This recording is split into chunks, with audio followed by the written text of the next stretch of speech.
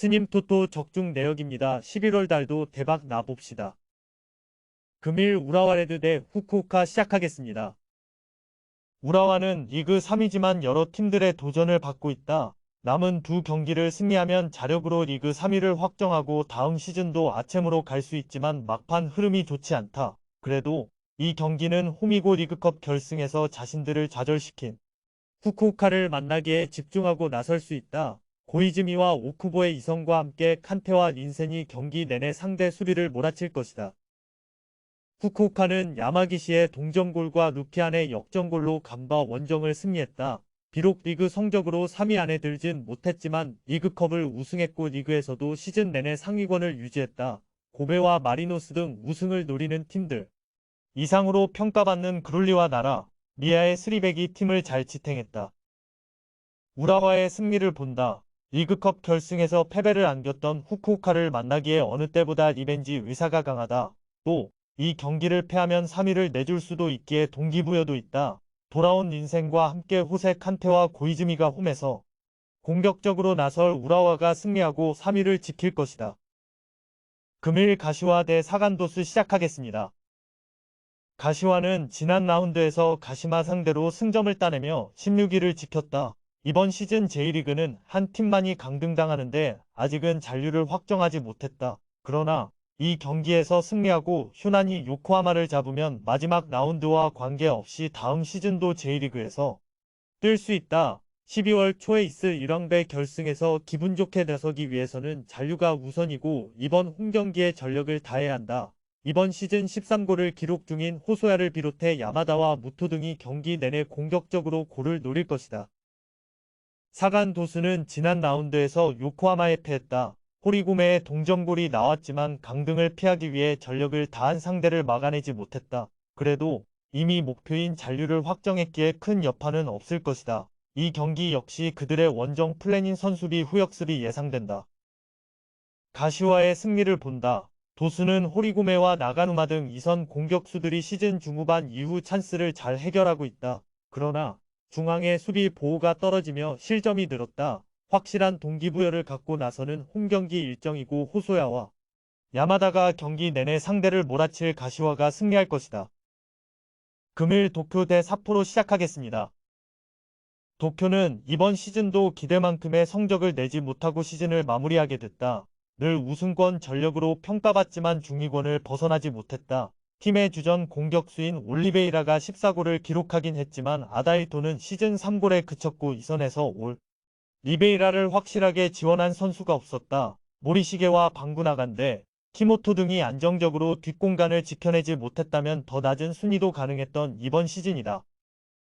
삿포로는 지난 라운드에서 히로시마와 비겼다.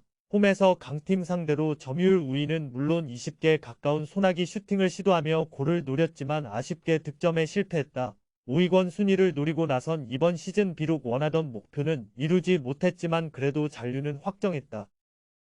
삿포로의 승리를 본다. 원정이긴 하지만 충분히 해볼 만한 경기다. 특히 도쿄는 올리베이라를 제외한 선수들이 공격 상황에서 해결을 하지 못하기에 홈의 이 점을 살리기 어렵다. 스가와 페르난데스 등 최고의 돌파 능력을 앞세워 상대 수비를 무너뜨릴 윙백들이 있고 아오키와 아사노가 문전 침투로 기회를 볼 삿포로가 승리할 것이다.